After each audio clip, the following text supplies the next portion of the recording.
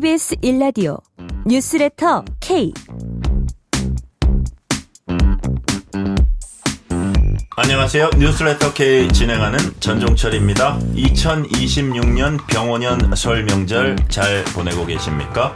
이맘때면 가족과 친지가 한자리에 모여서 정치, 경제 등 세상 돌아가는 이야기 나누고 저마다 평론가가 되곤 합니다. 특히 이번 설 연휴를 기점으로 정치권은 본격적인 6월 지방선거 채비에 들어가게 되면서 민심 잡기 경쟁도 한층 치열해질 걸로 보입니다. 그래서 오늘 뉴스레터 K 1부에서는 김진욱 민주당 당대표 언론특보, 강찬호 중앙일보 논설위원과 함께 이재명 정부와 여야 각 당 움직임 그리고 6.3 지방선거까지 설 이후 정치 전망을 해보는 시간을 마련했습니다. 2부에서는 대화형을 넘어서 로봇의 형태로 우리 삶 가까이 다가온 피지컬 AI 이야기 준비했습니다. 김덕진 IT 커뮤니케이션 연구소장, 강정수 블루닷 AI 연구센터장과 함께합니다. 뉴스레터 K 지금부터 시작합니다.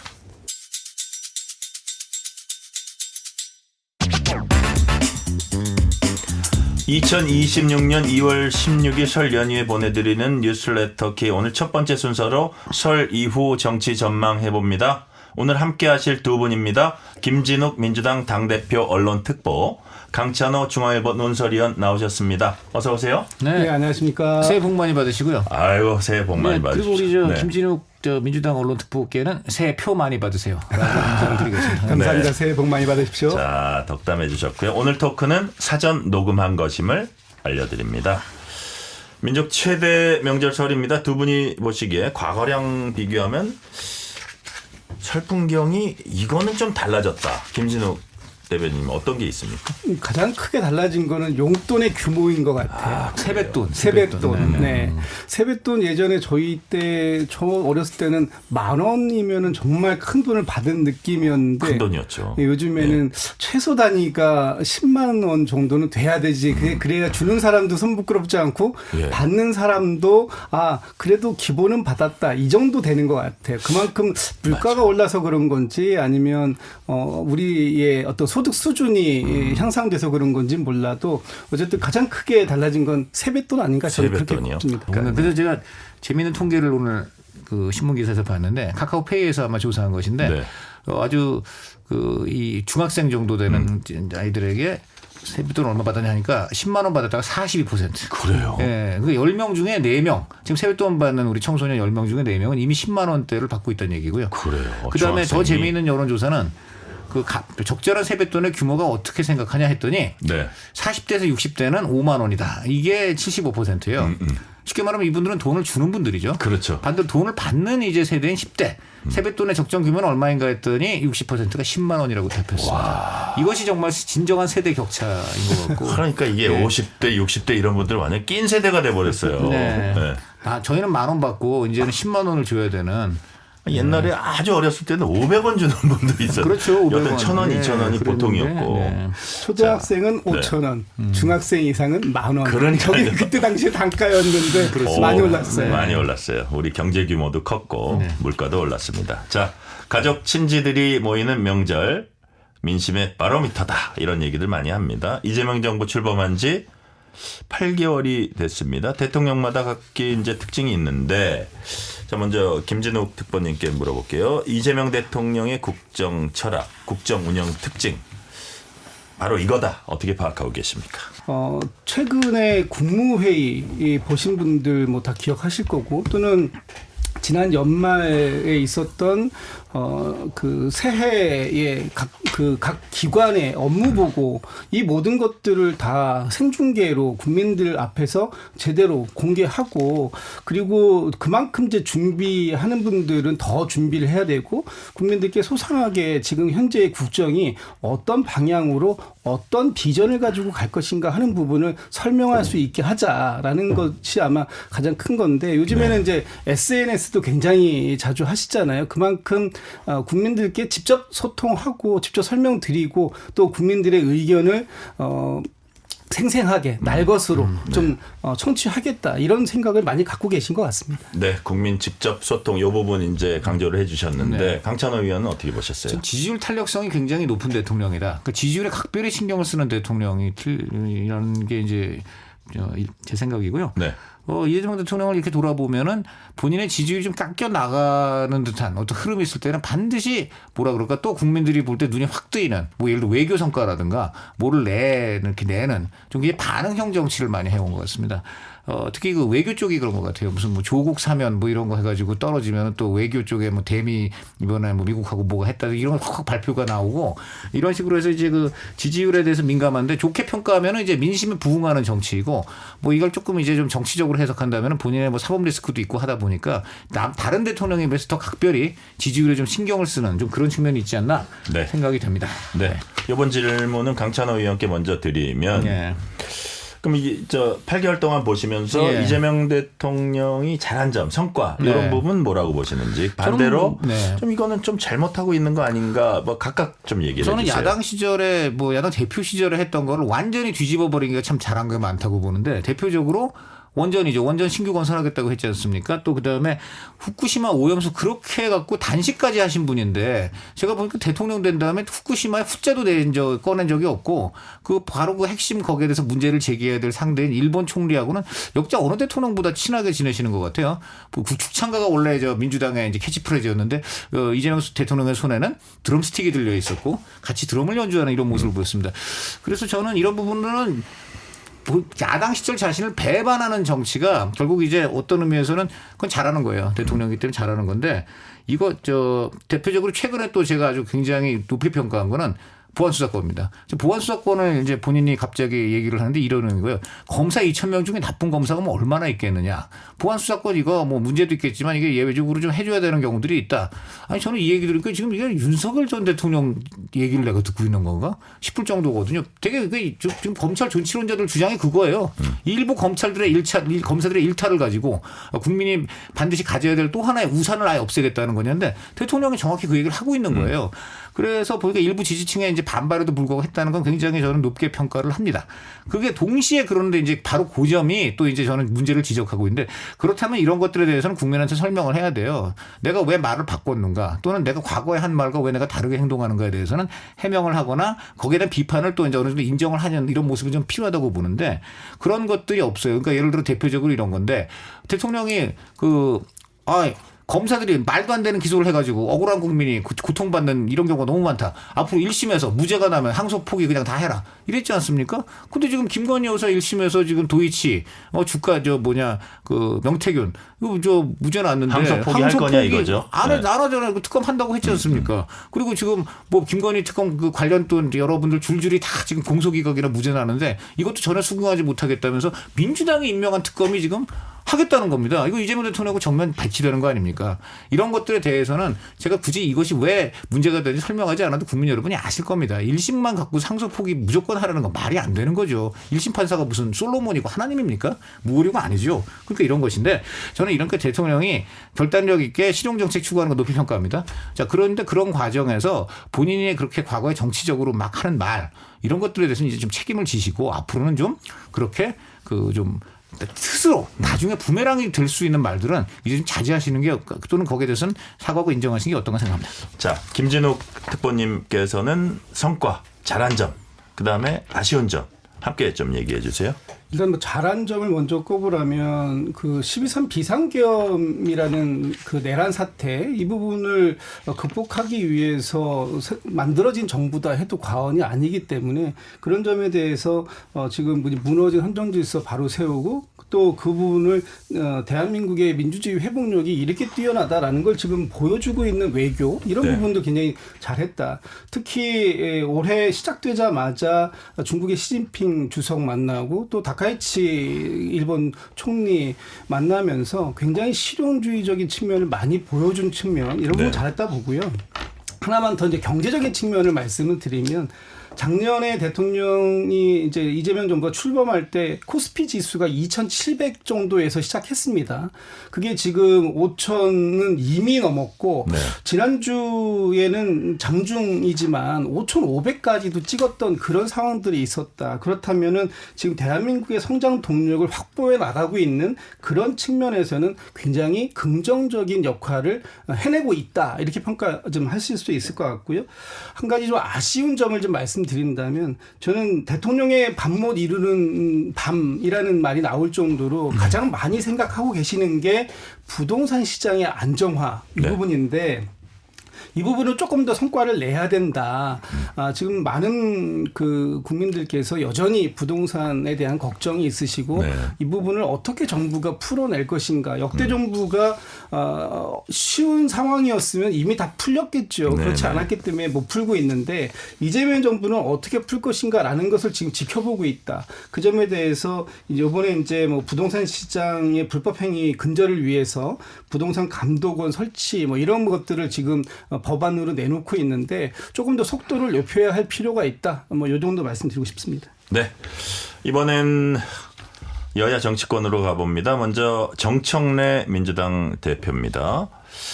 자, 정청래 민주당 대표의 리더십 되게 공고해 보였어요. 큰 표차로 이제 당대표 올랐고, 뭐 자신이 예고한 그 시점에 검찰청 폐지 법안 통과, 1인 1표제 통과, 이까지 되게 이제 속도감이 있었는데, 그래서 아마 본인이 생각하기에 조국혁신당과의 합당 제안도 자신의 뜻대로 될 거라고 생각을 했는데 어쨌든 큰 반발에 직면했고 일단은 그 지방선거 전 합당은 무산이 됐습니다. 김진욱 특보님께 먼저 여쭤볼게요. 왜 이런 일이 벌어졌을까요? 이번에 추진하는 과정 속에서 사전에 미리 뭐 최고위원들이나 아니면 당내 구성원들에게 이런 그 필요성들을 그 서전 설명하고 또 이 그 총의를 모아가는 과정에서 좀 난맥상이 좀 있었던 거 아니냐 이런 비판들이 있는데 사실 저 그 점에 대해서는 동의할 수밖에 없을 것 같고요. 그런 것 때문에 저 설 연휴 전에 있었던 의원총회를 통해서 이번 지방선거 이후에 합당을 다시 재추진하자 이렇게 이제 의견이 모아진 건데 이것이 뭐 정청래 대표가 일방적인 리더십을 행사했기 때문에 안 됐다 뭐 이렇게 평가하기는 좀 어려울 것 같고요. 정청래 대표도 나름 여러 가지 고민이 있었던 것 같습니다. 이 지방선거 전에 통합을 이루어내는 것이 가장 싼 비용을 치룰 수 있는 그런 그 시점이 아니었을까라고 생각하셨던 것 같아요.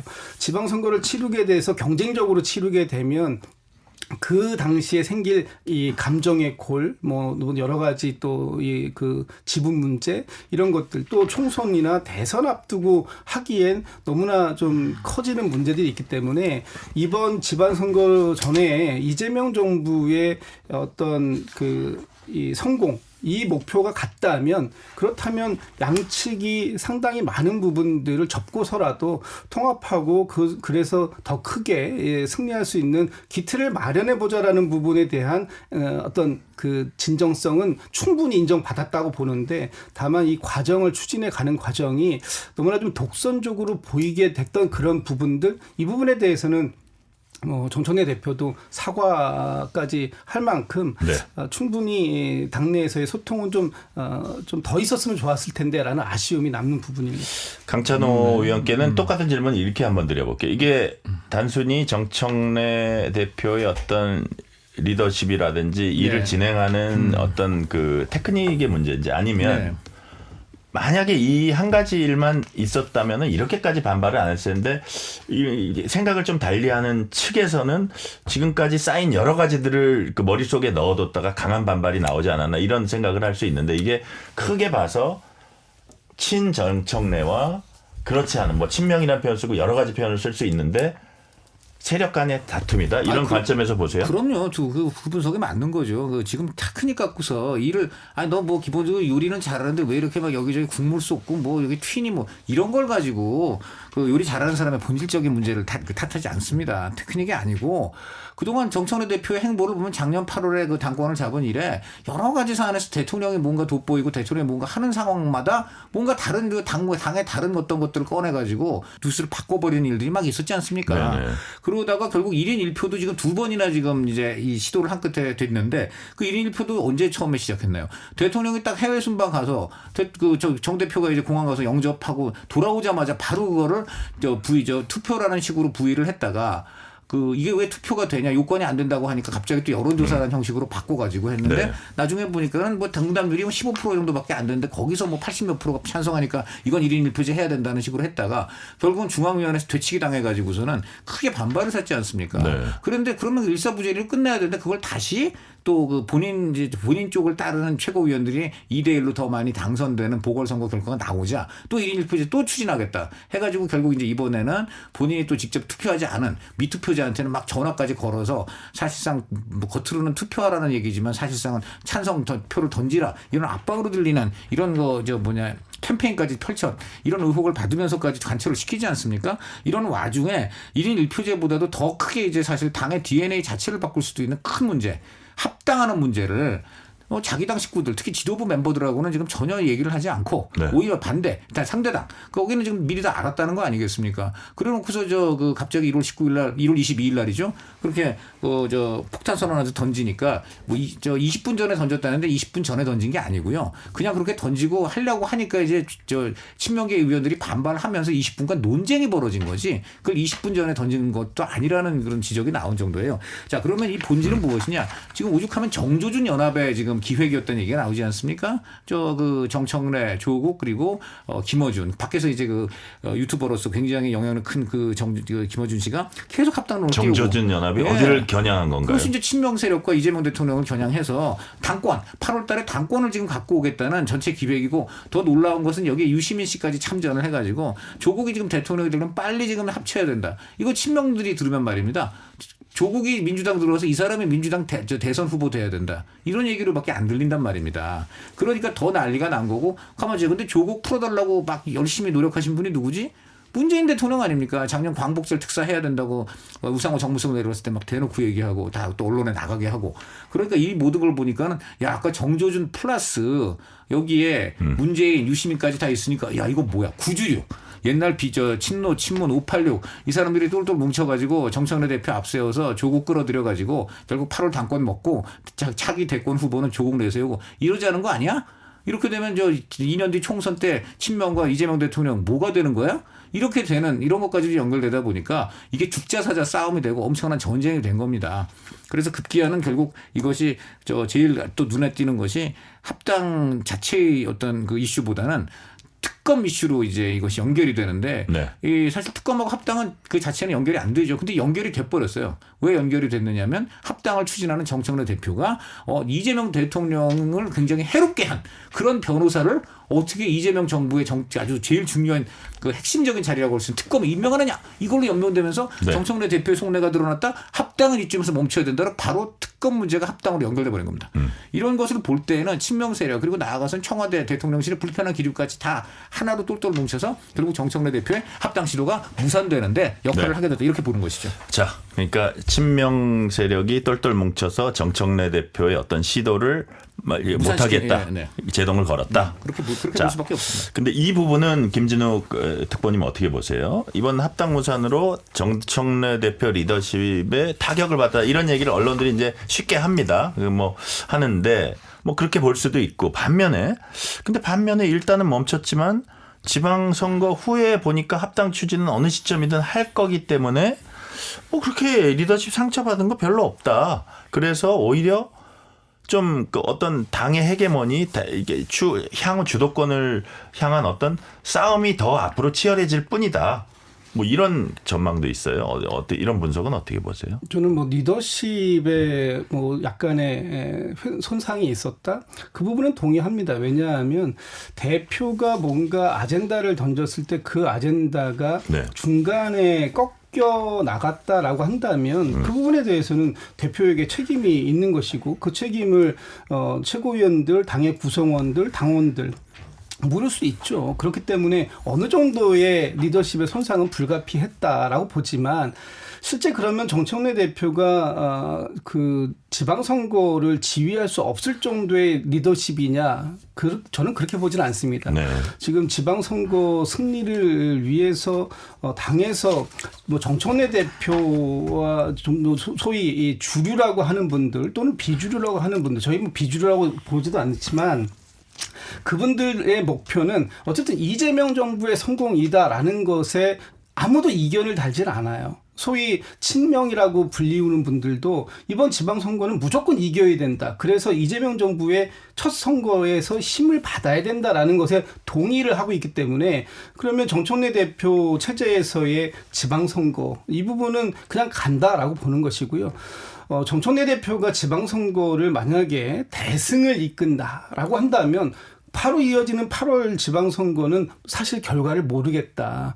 물론 지금 모든 것들을 해석하는 것이 차기 권력 투쟁용이다라고 이제 그렇게 색안경을 끼고 보시는 분들은 그렇기 때문에 더 강력한 이 권력 투쟁이 이루어질 것이다라고 보시지만 실제 그렇게 될지는 좀 더 지켜봐야 될 것 같다는 생각이 들고요. 네. 뭐 지금 좀 전에 뭐 정조준 혈압 뭐 이런 말씀 주셔서 제가 한 말씀을 이제 거들면 이재명 대통령을 겨냥한다. 저는 그렇게 인식하기는 굉장히 어렵다고 보고 지금 정청래 대표가 만약에 혹시라도 연임이 된다고 하더라도 이재명 대통령과 어떤 각을 세우는 반기를 드는 그런 행동을 하기엔 굉장히 어려울 것이다. 그게 지금 우리 당 내에 있는 세력 구도 자체가 그런 부분들을 용납할 수 있는 세력으로 재편되어 있지 않다라고 여기까지만 짧게 말씀드리겠습니다. 그래요. 글쎄, 근데 정청래 대표가 만약 또 대표가 됐는데 뭐 모든 걸 각을 세우겠습니까? 뭐 딴 건 각을 안 세우는데 2년 뒤 총선 공천 때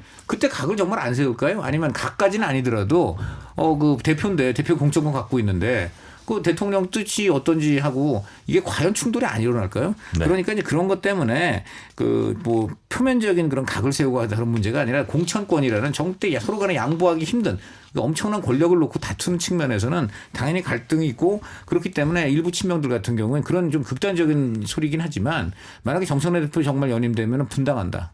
이런 얘기까지도 하는 분도 있어요. 그 정도로 지금 이번에 감대골이 깊어진 것이고 한 가지만 말씀드리면 이번에 합당의 대통령 뜻이 맞다. 뭐 이제 이런 얘기들이 좀 나왔다고 하는데 제가 여러 경로로 취재를 해봤지만 합당은 언젠가 아주 큰 장차 미래에는 뭐 해도 되는지 모르지만 진짜 이번은 아니다라는 것이 대통령의 이제 생각이라는 것은 여러 경로로 확인이 되고 그 과정에서 무슨 뭐 저 강득구 의원 뭐 이런 비싸 이런 얘기도 나왔지만 그거는 그 홍익표 정무수석의 그 개인적인 뭐 이제 약간 본인의 그런 그런 의견이 좀 들어간 것이다 이런 얘기도 좀 나오고 있습니다. 그래서 저는 그렇게 봐요. 정청래 대표가 이번 지방선거를 지휘는 하겠지만 김민석 총리가 아마도 지방선거 전에 총리를 관두고 아마 지방선거에 선대본부장 같은 걸로 참여하게 됩니다. 네. 그렇기 때문에 정청래 대표만의 승리가 아니고 김민석 총리도 다시 당의 그 국회의원으로 돌아와서 지방선거에 관여하기 때문에 관여하고 그 다음엔 당 대표로 나올 가능성이 높다. 그렇죠. 거의 뭐 그거는 지금 거의 기정사실로 될 정도입니다. 그래서 그렇게 되면은 다시 한번 친명 친청 간에 그 전당대회에서 당권을 놓은 또 혈투가 벌어질 가능성이 커집니다. 네. 자. 지켜보도록 하고요. 자, 합당 추진의 또 다른 축 범여권이죠. 조국혁신당 조국 대표로 가봅니다. 자, 근데 합당 제안을 정청래 대표가 걷어들이면서 연대와 통합을 위한 준비위 제안했고 조국혁신당 수용했습니다. 사과도 수용했다 이러고 뭐 기자회견에서 얘기를 했는데 그 특유의 말투가 있어요. 그 워딩이 있어요. 조국 대표 보면. 근데 자, 합당이 향후에 이게 뭐 예를 들어서 6월 지방선거가 있고 8월 당권 경쟁이 있으면 그 사이에 할 수 있을까? 혹은 그 이후에 할까? 뭐 그 시점은 나중에 보더라도 합당이 이제 성사된다면 김진욱 특보 보시기에 합당이 된 당내에서의 조국 대표의 입지 뭐 지금 막 얘기되는 것처럼 대선 후보급의 어떤 그렇게 격상되고 이렇게 부각되고 그럴 수 있다고 보세요. 어떠세요? 저는 뭐 가능성이 없는 건 아니겠지만 전제가 있을 것 같아요.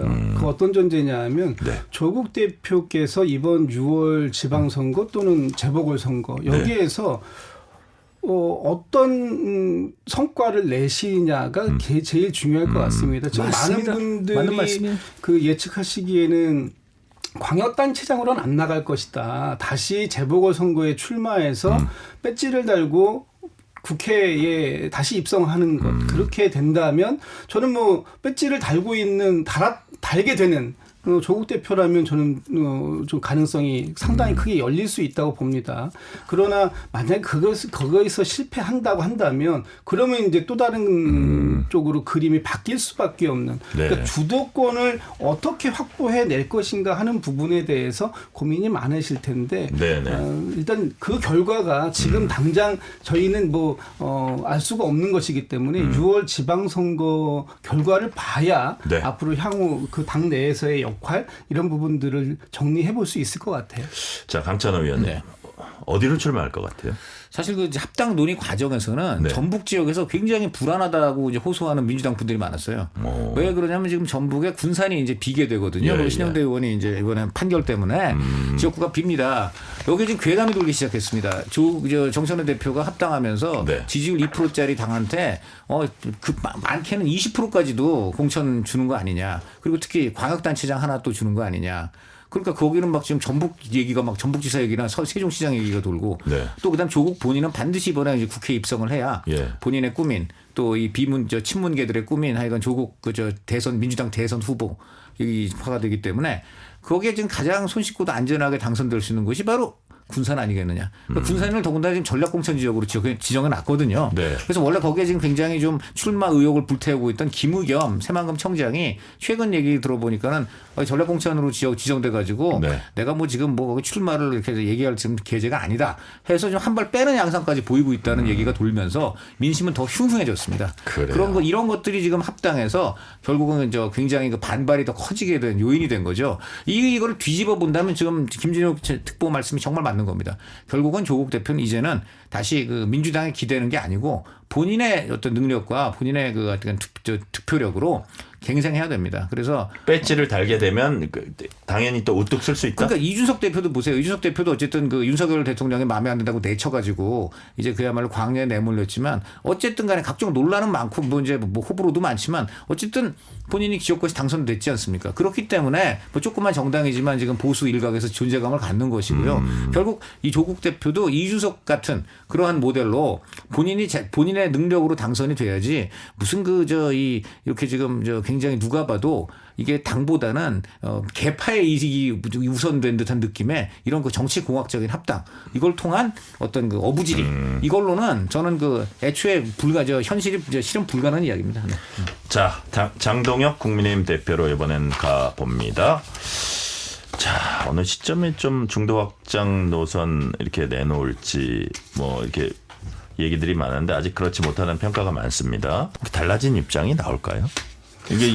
이거야말로 마지막 기회라는 분들도 있는데. 달라지고 싶어 하는데 달라질 수가 없는 것이 딜레마가 아닐까라는 생각이 듭니다. 장동혁 대표가 일단 당내를 공고히 결집도를 높여놓고 네. 그리고 외연 확장을 하겠다. 그러니까 구상은 좋았던 것 같아요. 그러기 위해서 한동훈 전 대표와 관련되어 있는 한동훈 전 대표를 포함해서 뭐 김종혁 전 최고위원이나 이런 분들을 당에서 내몰았던 거 아닙니까? 그걸 통해서 당내를 결집시키겠다라고 했는데 문제는 만약 이게 뺄셈의 정치가 되어버렸다라는 것이고요. 다시 중도 외연을 확장하기 위해서 이 지금 중도 외연이라는 분들이 결국은 이 비상계엄에 대해서 평가를 내란이라고 평가할 것인가 아니면은 이거는 불가피했다라고 평가할 것인가라고 봤을 때 내란이라고 평가하는 분들이 많이 있어요. 근데 그분들 특히 당내에서도 그런 주장을 했던 사람들을 다 바깥으로 내쫓아놓고 외연을 확장하겠다? 저는 그게 좀 논리적으로 모순과 같은 것이다. 네. 심지어 설 연휴가 시작되기 전에 당의 김민수 최고위원이라고 계시잖아요. 네네. 김민수 최고위원이 이렇게 얘기를 합니다. 윤호개인을 외쳐서는 지방선거에 이길 수 없다고 생각한다. 근데 그렇게 얘기하고 바로 하루 만에 그렇죠. 입장을 바꿔요. 네. 윤호개인을 주장하시는 분들이 보편적인 국민이고 중도다. 그러니까 이분들을 극단 세력으로 프레임하는 거지 이분들 나쁜 사람이 아니다. 이렇게 왔다 갔다 오락가락 하고 있는데 과연 이번 지방선거에서 지금 국민의힘이 어떤 스탠스를 취할 거냐고 계속해서 국민들이 묻고 있지 않습니까? 그래서 절윤할 거냐 안 할 거냐 그걸 묻고 있는데 다 끌어안고 가야 됩니다라고 얘기한다면 과연 국민들께서 저분들이 양의 머리를 내놓고 개고기를 팔고 있는 거 아니야? 소위 양두구육으로 표를 얻으려고 하고 있는 거 아니야? 라고 생각하시는 부분을 어떻게 그 설명해 낼 것인지 이 부분은 이번 설 연휴 때 장동혁 대표의 가장 큰 고민 지점이 될 것이다라고 보고 있습니다. 네, 강찬호 의원님. 네. 이런 얘기들이 회자되고 있어요. 국민의힘 안팎에서 지금 선거에서 지는 경우에도 장 대표는 그대로 갈 거다. 뭐 이런 시나리오가 이제 회자된다는데. 네. 자, 지금 취재해 보신 바로는 장동혁 대표하고 이른바 당권파들은 과연 지금 어떤 이제 선거 치르잖아요. 네. 석 달 반 후에 어떤 계획을 갖고 있는지 그리고 여러 상황이 있겠지만 선거 이후에 장 대표의 입지는 어떻게 되는 건지 좀 어떻게 될 거라고 보세요? 저는 너무 황당한 이야기인데요. 예. 김대중 프로젝트라는 얘기가 나와요. 뭔가 그랬더니 김옥균 프로젝트 말고 이번에 김옥균 프로젝트는 예. 이제 한동훈 대표한테 써먹었고 예. 그렇게 된 거고. 예. 저 김대중 대통령이 이제 김영삼 대통령한테 92년 대선에서 져가지고 영국으로 이제 좀 망명성 여행을 갔다가 네. 권투중대 끝에 다시 이제 복귀해가지고 처음에 새천년 민주당 만들었잖아요. 그때는 또 기존 야당 원래 네. 이제 같이 동지였던 뭐 이기택이나 이런 분들 갖고 있던 원래 이제 다른 당이 있는데 네. 그 당하고는 또 섞일 수가 없으니까 독자적으로 나오고 그때 야권이 분열됐어요. 네네. 그래서 아마 그때 처음 그 DJ 김대중 대통령이 복귀해가지고 얻은 그 의석이 뭐 두 자릿수인가 그래요. 뭐 60 몇십 그 원래는 100몇 석은 가져야지 되는데 이제 그러니까 그렇게 해서 시작을 한 겁니다. 야권 분열로 이제 다시 시작한 거예요. 그러다가 결국은 그게 새천년 민주당이 되고 그다음에 이제 집권까지 갔잖아요. 지금 국힘에 바로 그 얘기하는데 DJ도 다시 정치 시작하면서 그 60몇 석짜리 당으로 새천년 민주당 만들어서 결국은 나중에 다 그 이합집산되던 야권 통합해서 대통령까지 됐다. 우리도 그렇게 못하냐 이런다는 겁니다. 그러니까 이게 지금 너무 끔찍한 얘기 무슨 얘기냐면요. 한동훈만 쳐냈더니 이걸로 안 되겠네. 야, 이거 보니까 뭐 배현진도 막 그냥 막 우리한테 도전하고 막 이거 말 안 듣는 애들 계속 있네. 아예 뿌리를 뽑자. 근데 뿌리 뽑다 보면 어떻게 돼요? 바로 그렇게 60몇 석밖에 안 남는데 차라리 말 안 듣고 딴 길 가는 이런 그 우리 편을 참칭한 적들은 쳐내고 야, 이렇게 60몇 석, 70몇 석. 순혈주의라고 해야 돼요? 뭐라 그래야 돼요? 원래 그런 거 하는 나라나 정당들은 다 망하죠. 옛날에 스페인이 그 유대인 밉다고 다 쫓아냈다가 그 빈국으로 분지하고 몰락했습니다. 그런데 지금 이런 얘기까지 나오고 있다는 거는 이 좀 전에 우리 김진욱 특보가 잘 말씀하셨지만 김민수 최고위원이 말이 오락가락 하는 거 그런 거 다 맞닿아 있어요. 지금 진정성은 하나도 없고 어떻게든 다 자기들 당권 무슨 방법으로 지켜볼까 하는 방법이 없으니까 이런 자기 파괴적인 이러한 식의 지금 보신책이 나오고 있는 것입니다. 네, 여기서 노래 한 곡 듣겠습니다. 김진욱 특보가 추천한 노래 나훈아의 홍시입니다. 선정 이유 뭡니까? 일단 설 연휴잖아요. 네. 그 연휴가 되면은 고향을 다들 방문하시고 고향 그러면 또 생각나는 건 어머니죠. 네. 그래서 저는 이 고향에 가면 어머니가 따뜻한 품에 안아주시는 그런 연상이 되게 되는 이 노래 나훈아 선생님의 홍시를 청해 봅니다. 네, 어머니의 품 같은 나훈아의 홍시 듣겠습니다.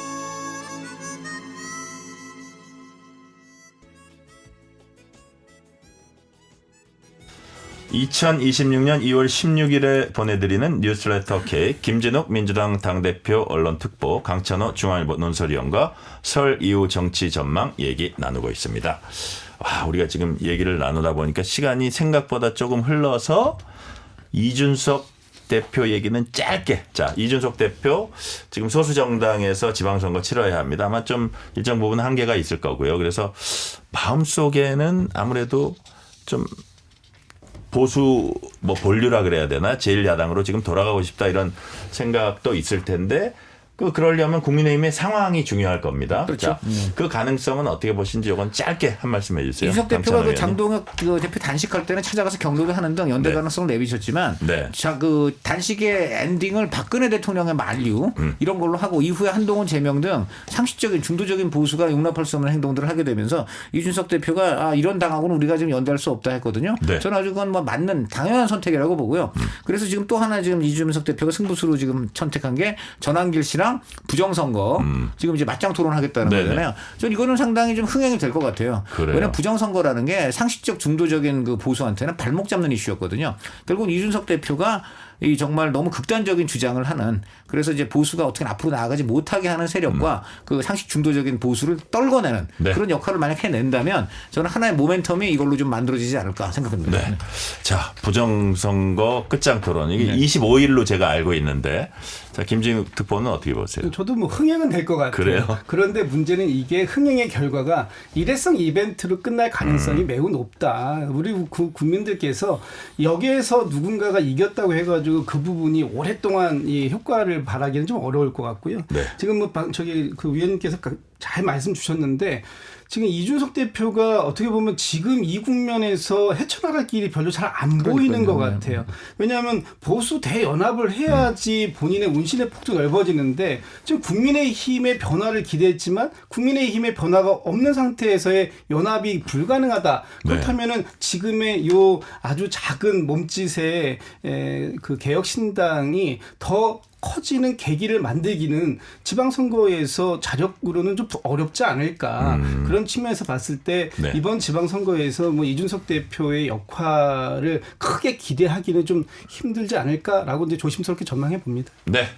지방선거, 재보궐선거 석 달 반 정도 남았습니다. 최대 관심적 서울입니다.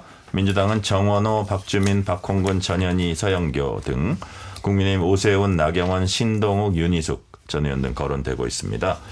자, 이번 서울시장 선거 포인트가 뭐라고 보시는지, 그다음에 부동산 이슈가 어느 정도 이 서울 시장 선거 판세에 좀 영향을 미칠지까지 한번 정리를 해주세요, 강찬호 의원님. 일단은 이제 오세훈 시장이 국민의힘 후보로 나설 것인가인데 네. 저는 뭐 큰 이변이나 변수가 예상치 않은 변수가 나지 않으나 결국 오세훈 시장으로 가지 않겠나. 만약에 장동혁 대표가 네. 자기 뭐 이제 물러나라고 이제 그렇게 비판했다고 거기서 이제 분개를 해가지고 오세훈 시장 뭐 날려버리고 하면은 제가 볼 때는 그 장동혁 지도부는 그러지 않아도 지금 여러 가지로 입지가 안 좋은데 저는 굉장히 아주 괴멸적인 그러한 저는 타격을 입지 않겠나 생각이 되고 왜냐하면 이번 지방선거 누가 봐도 지금 판세 뻔하거든요. 전반적으로 민주당의 압승이 예상되는데 그나마 버텨볼 수 있고 조금 기대를 해볼 수 있다고 여겨지는 곳의 대표가 서울이고 또 서울에서 이긴다면은 그거는 또 굉장히 다른 지역하고는 다른 상징성을 갖는단 말이죠. 그런데 이런 상황에서 어쨌든 중도 보수까지 결집이 가능한 유일한 후보가 결국은 요세훈 서울시장이기 때문에 네. 결국은 이제 그렇게 가지 않을까 생각을 합니다. 그리고 이제 두 번째로는 부동산 이슈인데 이제 오세훈 대표 시장이 얘기한 것 중에 이런 게 있어요. 다주택자가 전 서울에서 15% 전국에서 15%인데 2주택자가 12고 그 이상은 3%다. 네네. 근데 지금 대통령이 뭐 다주택 갖고 저렇게 막 하는데 저게 과연 정말 전체 부동산 값을 떨어뜨리는데 얼마나 영향을 미칠 것인지 또 내놓지면 실제 거래가 안 될 가능성은 높기 때문에 얼마나 될 것인지 강하게 이제 비판하고 나섰거든요. 그래서 이런 정책 하면은 되게 효과가 한두 달은 갈지 모르지만 그 다음에 다시 원점으로 돌아가거나 더 악화된다 하는 거예요. 아마 오 시장은 요거를 갖고 승부를 걸 것 같습니다. 그렇다면 되게 이사철인 이제 4월 요때쯤 가서는 대강 이제 지금 이재명 대통령이 총력을 다한 지금 이 다주택자 문제 그로 인한 부동산 이제 안정의 문제가 어떻게 될지 그것이 대강 이제 윤곽이 나올 거기 때문에 저는 뭐 그때쯤 가서 이 부동산 효과는 제가 이제 현거에 영향이 나오지 않을까 생각합니다. 네. 지금 말씀하신 강찬호 의원 말씀하신 거는 어쨌든 부동산 부분은 이제 그 효과가 나타나는 그 시점이 4월, 5월 이때이기 때문에 지방선거에 영향 미칠 수 있다는 부분인데 어떻게 보세요, 김진욱 저는 특보는? 일단 그 이번 지방선거 중에 네. 서울이 가장 이제 그 격돌하는 격전지가 될 텐데요. 지금 오세훈 현재 그 시장님이신 오세훈 시장이 내후 외환을 겪고 있는 게 가장 큰 변수가 될 것이다. 안으로는 지금 오세훈 시장 뭐 공천을 주지 말아야 된다, 뭐 그 당 밖으로 내몰아야 된다라고 주장하는 분들도 계시지 않습니까? 그래서 지금 경선을 뭐 치를 수밖에 없는 그런 장동혁 대표에게도 굉장히 쓴소리 강하게 메시지를 내고 계시는데 이런 부분들을 어떻게 정리할 것이냐 하는 부분에 따라서 저희도 민주당도 후보가 정리되지 않을까라는 생각이 들고요. 좀 전에 부동산 이슈를 말씀 주셨는데 일반적인 경우로 보면 강찬호 의원님 말씀처럼 될 수 있습니다. 그러나 지금 과거와 다른 점은 뭐냐면 이재명 대통령과 정부 여당이 굉장히 그 강력한 의지를 피력하고 있다라는 거예요. 대통령께서 한 뭐 열흘 사이에 SNS 메시지를 뭐 밤낮 가리지 않고 쏟아내고 계시는 것뿐만 아니라 지금 여당 정부에서 부동산 감독원 필요성에 대해서 당정청이 같이 합의하고 그걸 법안으로 지금 내고 있지 않습니까? 네. 그만큼 이 부동산 시장을 안정화시키기 위한 것이 그러니까 효과가 단기간에 나타나지는 않을지라도 그 효과가 결국은 나타나겠구나라고 하는 믿음감을 줄 수 있다면 그것이 이번 지방선거에서 큰 변수로 작동되지 않을 가능성도 있다. 저는 요것만 예. 보면 될 것 같아요. 네. 지금 우리 대통령 최측근 대통령의 이빈. 자, 강혜정 대변인. 이분 지금 그 소초동에 아주 그 고가 아파트 갖고 계시던데 왜 이분은 용인도 이제 다주택자예요? 근데 왜 용인 아파트를 내놓으셨는지 참 저는 의문입니다. 대통령 철학을 따르자면 강남 내놔야 되는 거 아닌가요? 그래서 지금 뭐 추미애 관심사인 서울 집값부터 떨어뜨려야 되는데 강남 내놓은 것도 아니고 용인 내놨는데 강남을 내놓으셔야 될 것 같고 두 번째 또 대통령의 그 홍보 계열의 진짜 최측근이라고 할 수 있는 김상호 언론지원비서관님.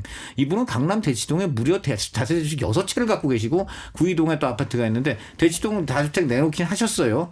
자, 그런데 이게 내놓으면 뭐합니까? 팔려야 되는 겁니다. 5월 대통령님 말씀은 뭡니까? 5월 6일까지 다 이거 팔아라. 뭐 최소한 계약금든 치러라. 뭐 이러저런 그거 이루어져야 돼요. 근데 지금 제가 들어보니까 강남에 매물이 나오긴 했는데 부르는 호가에 비해서 그거 사겠다는 사람은 없어서 거래는 정작 강북 일부 지역만 되고 있다 그럽니다. 저는 이 두 분의 강남 아파트와 강남 다세대 주택이 5월 9일 전에 팔려야 됩니다. 이래야지 국민들도 따라서 하지 않겠어요? 저는 그걸 봐야 될 것 같습니다. 네, 경기도 김진욱 특보께서 경기도 대변인도 역임하시고 해서 그 지역 사정 더 잘하실 것 같은데 민주당 쪽은 뭐 현직 지사도 있고 많아요. 근데 국민의힘 별로 지금 아직까지 보이지가 않습니다. 이거 관전 포인트 어느 점을 눈여겨봐야 할까요? 일단 뭐 국민의힘을 먼저 말씀드리면 네네. 국민의힘의 후보가 안 보인다라고 네. 말씀을 주시고 계시고 그나마도 지금 민주당을 상대하려면 유승민 전 의원 정도가 그렇죠. 나와야 되는 거 아니냐라는 말씀들은 있습니다만 네. 유승민 전 의원은 아직까지 이 지방선거와 관련해서 아무 말씀을 안 하고 계시잖아요. 지금 국민의힘이 이렇게 지리멸멸하게 되면 거기에 또 이 카운터파트가 되는 민주당의 후보들도 좀 정리가 그때에 맞춰서 될 가능성이 있다라는 생각이 들고요. 저희가 후보를 선정할 때 어떤 뭐 후보가 가지고 있는 뭐 인지도 또는 뭐 지지 세력 뭐 이런 여러 가지를 얘기하지만 결국은 이길 사람을 선택해야 되겠다라는 것이 저희 민주당 당원들의 기본적인 입장입니다. 그렇다면 상대에 따라서 저희도 선택의 카드가 달라질 수 있다. 그렇기 때문에 지금 저희는 후보군이 한 6분 정도 제가 되는 걸로 알고 있습니다. 네. 현직인 김동연 지사뿐만 아니라 추미애 의원, 김병주 의원, 뭐 한준호 의원, 권칠승 의원, 또 양기대 전 의원까지 해서 네. 여러분들이 준비하고 계시는데 이분들이 다들 경쟁력은 상당히들 가지고 계신 분들이라 지금 현재의 이 상황을 잘 유지해 나갈 수 있지 않을까. 그래서 뭐 경기도 지역은 저희가 안정권으로 평가할 수 있을 것 같습니다. 네, 강찬호 의원님 어떻게 보십니까? 저도 그렇게 봅니다. 네. 지금 국민의힘에서는 뭐 나오겠다는 특히 좀 안철수 이런 분들 같은 사람이 이제 안철수 의원 이분이 이제 경기도지사에 이어서 서울시장 이제 하마평까지 올랐는데 네. 제가 직접 통화해봤어요. 그분 어투 있잖아요. 저 안 나가요. 딱 그러시더라고요. 이번에 저 성남시장이라든가 경기도지사 네. 굉장히 중요한 승부처기 때문에 자기는 그 이제 돕고 유세하는데 전력 다하겠다고 했고요. 유일하게 제가 국민의힘에서 만약 희망을 걸 사람이 있다면은 역시 유승민 전 대표 원내대표밖에 없습니다. 그리고 민주당은 지금 제가 이렇게 대강 보니까 여론조사 뭐 인용을 어디까지 제가 해드려야 되는지 모르겠습니다. 큰 틀에서는 지금 이제 김동연 현직 지사 그리고 추미애 한준호 이런 분들이 이제 빅3로 되게 이제 거론되고 있는 상황인데 눈길을 끄는 거는 이제 김동연 지사가 이분은 비명계인데 네. 철저히 정치하고 거리를 두면서 행정 살림 이런 쪽으로 창설에 충실히 했다. 그래서 반도체 3단 전선 지화화라든가 소방관들 미지급 수당 그거 16년치 한꺼번에 지급하는 등 여러 가지 좀 그 행정적인 또 민생적인 이러한 그 성과를 낸 점이 돋보이는 점에서 네. 민주당이 좀 두 가지 칼이 다가 있다고 봐요. 행정이나 이런 쪽으로 만약에 이제 이슈가 된다면 김동연 지사. 근데 만약에 국민의힘하고 약간 정치적인 대결을 하게 된다면 또 그런 점에서는 뭐 한 정치하시는 또 후보들이 또 있지 않습니까? 그래서 그런 게 있고 다만 눈길을 끄는 건 이제 한준호 이분인데 왜냐하면 친명이고 네. 여러 가지로 이제 봤을 때 의재명 대통령 의중이 실려 있지 않을까. 그렇다면 이재명 대통령하고 단일화를 하고 대선에서는 나름 경쟁까지 있었던 김동연 지사하고 한준호 이 의원 사이에 경선이 어떻게 공정하게 치러질 것이냐. 이 부분이 약간의 관전 포인트가 될 수 있을 것 같습니다. 네. 자, 시간이 거의 다 됐는데 이거 짧게 여쭤볼게요.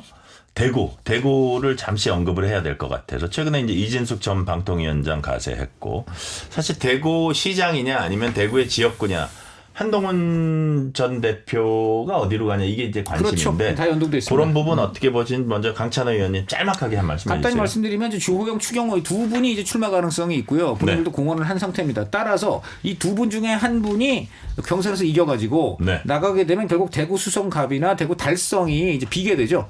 그렇다면 여기에 한동훈 전 대표가 출마할 가능성이 있습니다. 네. 대구 이제 보수 텃밭입니다. 그리고 이거 대구가 아니면 이제 부산인데 네. 부산의 경우는 이제 전재수 의원이 만약에 이제 통일교 금품 수수 의혹에도 불구하고 네. 나가게 된다면은 거기에도 이제 한동훈 전 대표가 한번 눈길을 줄 가능성이 있다 이렇게 보겠습니다. 네. 김진욱 특보님, 한동훈 뭐 이런 것이 다 기회이자 이제 리스크지만 한동훈 전 대표에게 어떤 어떻게 전망을 하세요?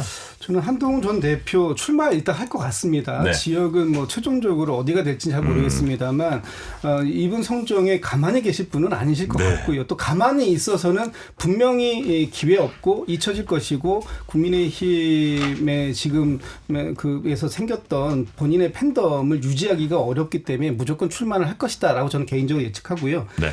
근데 대구가 됐을 경우에 대구시장은 아닌 것 같고 이분도 그건 아닙니다. 맞습니다. 배지를 달 수밖에 없으니까 네. 그렇다면은 대구에서 재보궐 만약에 3자로 출마했는데 자력으로 이길 가능성이 얼마나 될지는 잘 모르겠습니다. 근데 그 한동훈 전 대표가 국민의힘에서 제명당했잖아요. 네. 그럼 제명당한 사람이 나온다고 해가지고 국민의힘에서 후보를 안 낼까요? 저는 더 센 사람을 낼 거라고 봅니다. 이겨야 되니까. 그래야 제명의 명분이 살기 때문에. 그렇다면은 3자 구도 중에서 보수 분열 구도가 만들어지게 되고 거기에 저희 민주당의 후보가 어부지리 성격으로 뭐 이긴다고 한다면 이때 한동훈 대표가 갖게 되는 그 배신자 프레임은 과거에 다른 분이 받았던 것보다 훨씬 강력한 프레임으로 작동될 것이다. 네. 앞으로 큰 위기가 올 수도 있다. 한 가지 말씀드리면 아주 짧게요. 2016년 총선 때 네. 안철수 국민의당인가 하고 민주당하고 광주 호남에서 붙었습니다. 네. 거기에서